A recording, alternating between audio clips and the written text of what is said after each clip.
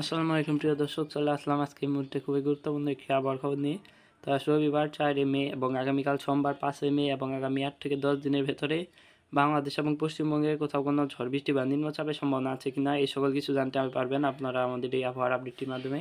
তো প্রতিদিন সঠিক আবহাওয়ার খবর পেতে আমাদের চ্যানেলটি সাবস্ক্রাইব করে ভিডিওটি একটি লাইক দিয়ে অবশ্যই পাশে থাকবেন। তো চলুন বেশি কথা না বাড়িয়ে শুরু করা যাক। তো আমরা বর্তমানে রয়েছি বৃষ্টি বায়ু মোডে এবং আমরা যদি এখন সরাসরি বৃষ্টিবাহী মোডে চলে যাই, তো দেখা যাচ্ছে বৃষ্টিবাহী মোড অনুযায়ী বর্তমানে বাংলাদেশের ঢাকা বিভাগ দিয়ে বৃষ্টিপাত হতে পারে হালকা পাতলা, এবং উত্তরের রংপুর ঠাকুরগাঁয়ের দিকে কিছুটা বৃষ্টিপাত হতে পারে।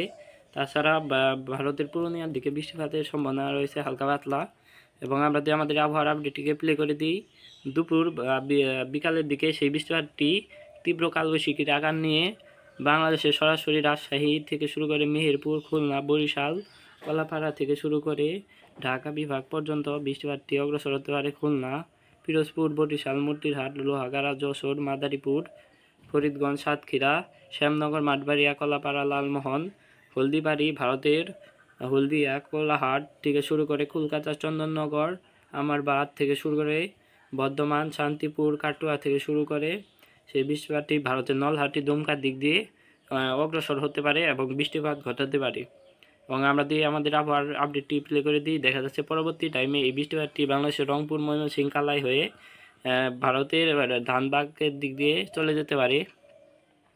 এবং দেখা যাচ্ছে রাত 11টার দিকে সেই বৃষ্টিপাতটি বাংলাদেশের সিলেট, মাদান, মৌলভীবাজারের দিকে, বিশম্বরপুরের দিক দিয়ে বৃষ্টিপাত ঘটাতে পারে কালবৈশাখী আকারে, এবং এই সময় শিলাবৃষ্টি এবং তীব্র বজ্রপাত হতে পারে।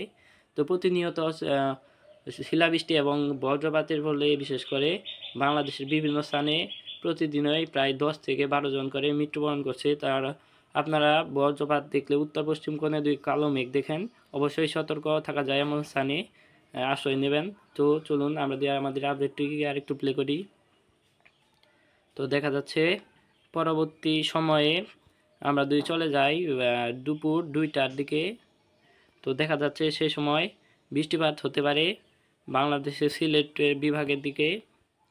এবং আমরা যদি রাত 8টার দিকে চলে যাই আমাদের এই আপডেটটি নিয়ে, তো দেখা যাচ্ছে রাত 8টার দিকে তেমন কোনো বৃষ্টিপাতের সম্ভাবনা নেই, সোমবার 5 তারিখ।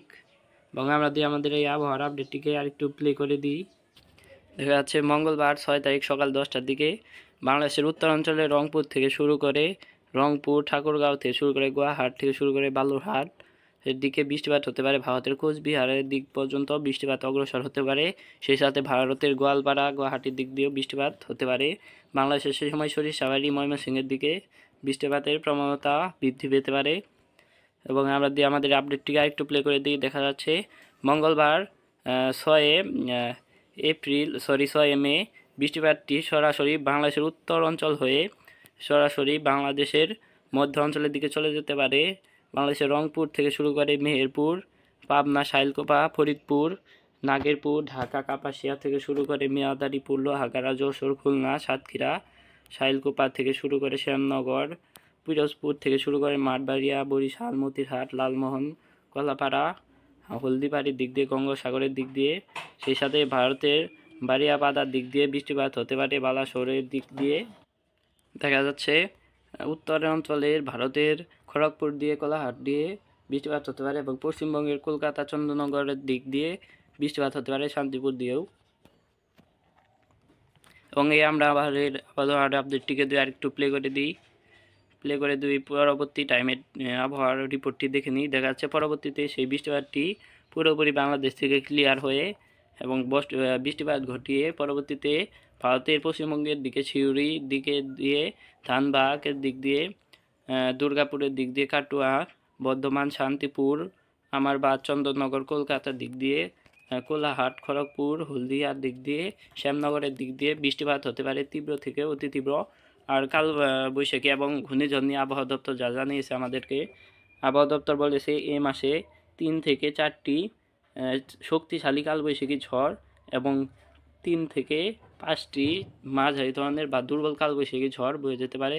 এবং এ মাসে বঙ্গোপসাগরে 1 থেকে 2টি বা 3টি নিম্নচাপ সৃষ্টি হতে পারে, নিম্নচাপ বা ঘূর্ণাবর্ত যার মধ্যে একটি নিম্নচাপ বা ঘূর্ণিঝড়ের রূপ নেওয়ার প্রবল সম্ভাবনা রয়েছে, তবে আগামী 2 সপ্তাহ মধ্যে এই সম্ভাবনাটি নেই বলে জানিয়েছে আবহাওয়া দপ্তর।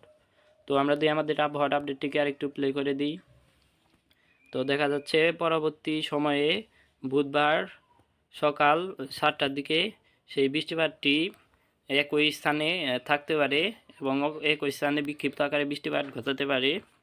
এবং আমরা এখন সরাসরি তাপমাত্রা মোডে, তো তাপমাত্রা মোড অনুযায়ী আমরা আজকে তাপমাত্রাটি দেখে নিই আজকে কত ডিগ্রি থাকতে পারে তাপমাত্রা। তো আজ বাংলাদেশের উত্তরাঞ্চল রংপুরে থাকতে পারে 31 ডিগ্রি তাপমাত্রা, কালাই 31, এবং মৌলভীবাজারে মহাদেবপুরের দিকে থাকতে পারে বাংলাদেশে 30 ডিগ্রি, বগুড়াতে 32, সরিষাবাড়িতে 32, ময়মনসিংহে 32, মাদানে 32, কিশোরগঞ্জে 34, লাকসাইতে 33, মৌলভীবাজারে 32, সিলেটে 31, সেই সাথে বাংলাদেশের লাকসাইয়ে 33, কাপাসিয়াতে 34, ঢাকাতে 33, ফরিদপুরে থাকতে পারে 32 ডিগ্রি তাপমাত্রা, শাইলকুপাতে 30, মেহেরপুরে 28 ডিগ্রি তাপমাত্রা, যশোরে 30, লোহাগাড়ায় 29, মাদারীপুরে 27 ডিগ্রি এবং ফরিদগঞ্জে 30 ডিগ্রি, সেনবাগে 30 ডিগ্রি, সেই সাথে ফটিকছড়ি উপজেলাতে 31 ডিগ্রি, চিট্টাগাং বা চট্টগ্রামে 31 ডিগ্রি, সেই সাথে টেকনাফের দিকে থাকতে পারে 30 ডিগ্রি, ভারতের কলাপাড়াতে থাকতে পারে, বাংলাদেশের কলাপাড়াতে 29 ডিগ্রি, লালমোহনে 30 ডিগ্রি, বরিশালে 28 ডিগ্রি, পিরোজপুরে 30 ডিগ্রি, মাঠবাড়িয়াতে 29 ডিগ্রি, শ্যামনগরে 30 ডিগ্রি, সাতক্ষীরায় 29 ডিগ্রি, খুলনাতে 29 ডিগ্রি, যশোরে 30 ডিগ্রি তাপমাত্রা, বা মেহেরপুরে থাকতে পারে 28 ডিগ্রি তাপমাত্রা, রাজশাহীতে 31, দুরিয়ানে 31, ভারতের নলহাটিতে 29, দুমকায় 32, দোহারে 34 এবং ধানবাগে 35 ডিগ্রি, দুর্গাপুরে থাকতে পারে 34 ডিগ্রি, সেই সাথে বর্ধমানে 28 ডিগ্রি, আমারবাদে 29 ডিগ্রি, কলকাতায় 32 ডিগ্রি, কোলাহাটে 31 ডিগ্রি, হলদিয়াতে 31 ডিগ্রি, গঙ্গাসাগরে 30 ডিগ্রি এবং জালেশ্বরে 32 ডিগ্রি তাপমাত্রা থাকতে পারে, বালাসরে 33 ডিগ্রি তাপমাত্রা থাকতে পারে এবং সোনার দিকে, রৌকারার দিকে 38 থেকে 40 ডিগ্রির ভেতরে তাপমাত্রা থাকতে পারে। তো এই ছিল আজকে আমাদের আবহাওয়ার সংক্ষিপ্ত রিপোর্ট। প্রতিদিন নিয়মিত আবহাওয়ার খবর পেতে আমাদের চ্যানেলটি সাবস্ক্রাইব করে ভিডিওটির একটি লাইক দিয়ে অবশ্যই পাশে থাকবেন। ধন্যবাদ।